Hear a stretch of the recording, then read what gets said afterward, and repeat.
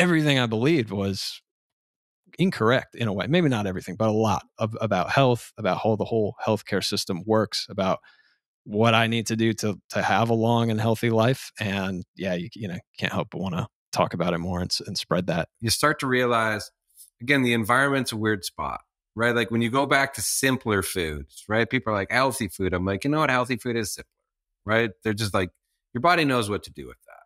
And then we get into the religion of food where it's paleo versus keto versus vegan. It's like, shut up, right? Stop doing that. Europe doesn't do that. No other place in the world does this except North America, where we try to like make food one poison or another poison. It's like, just relax for a second. That's what I'm saying with social. Just relax. Like, just eat whole foods.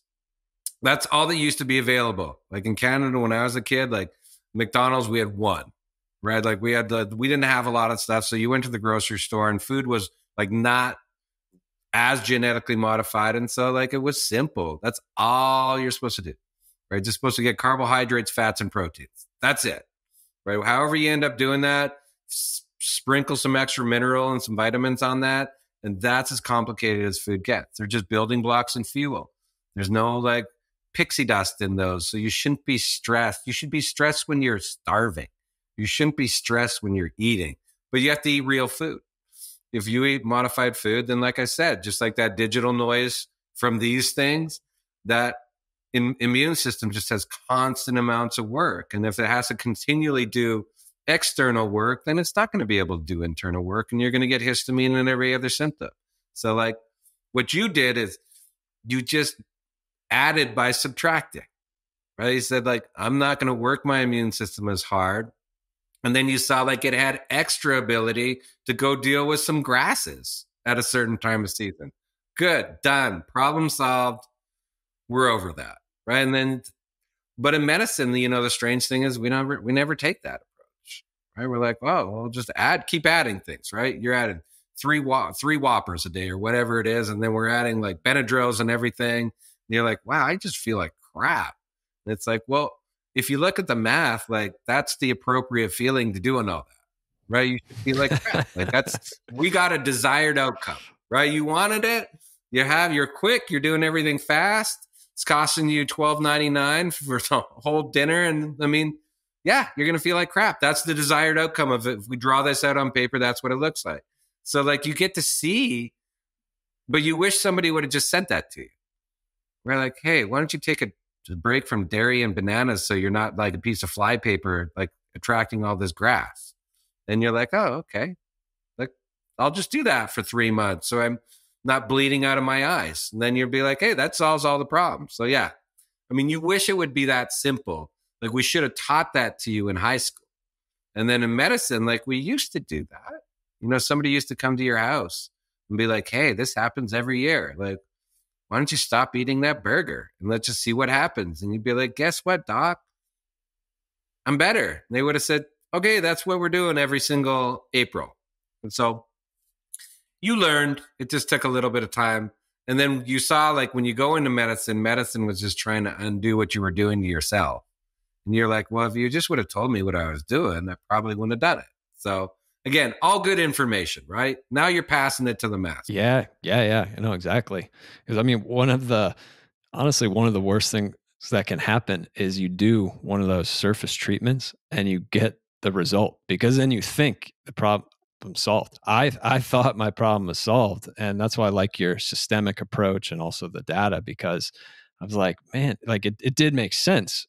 Clean up the diet and then feel better. But I didn't get all the underlying things, and like the nervous system, I was totally, oblivious to.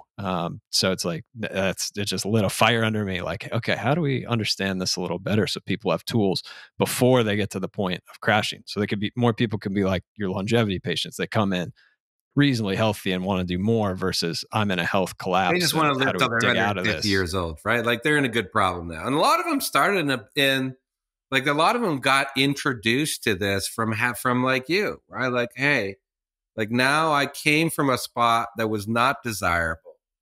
And now I'm going to make sure that I have my 100 years of desired like ability to do whatever I want to at whatever age. and still be able to write my name.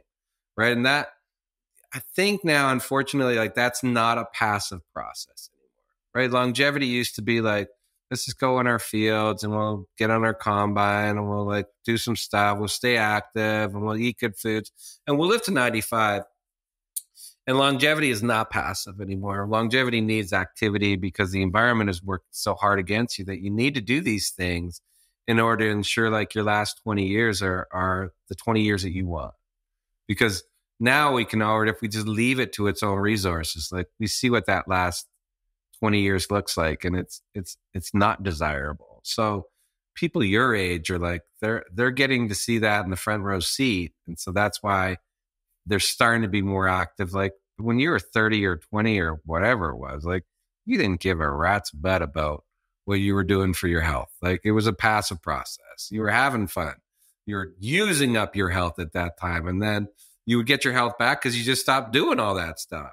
And now it's like, unfortunately, it's a very active process of what you need to do to stay healthy and to stay productive. And I mean, that takes a little bit of investment and work, but the investment is well worth it. And the work is not. I completely agree. The only thing that's difficult about it is it's a habit change. So we all resist habit change. Our nervous system does.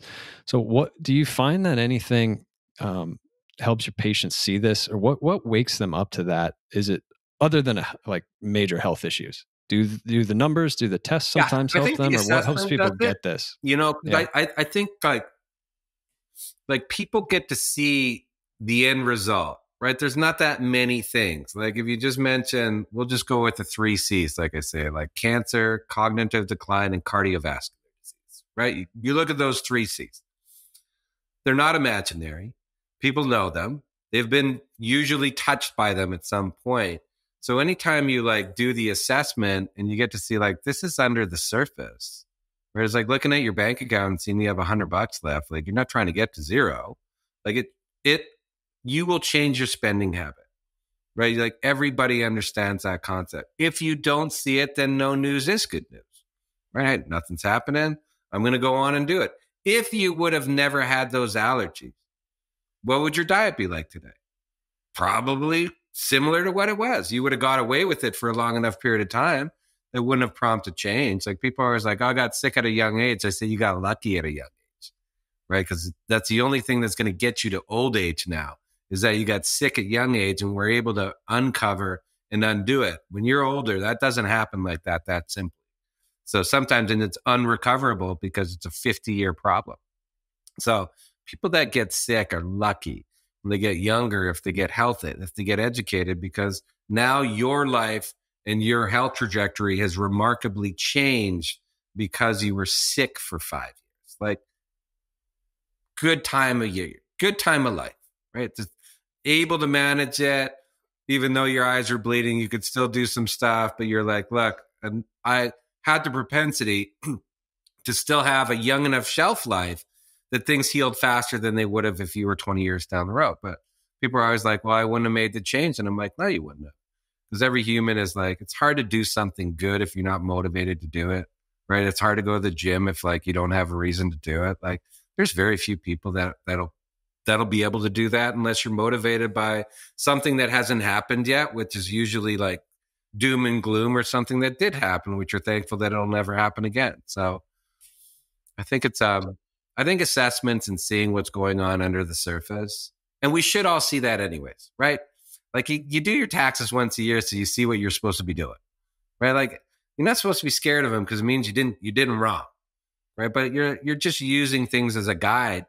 And again, a routine physical just doesn't happen anymore, right? Like blood work is kind of BS because we only do routine screening blood work, and you basically have to be stage 4 for some of that to happen.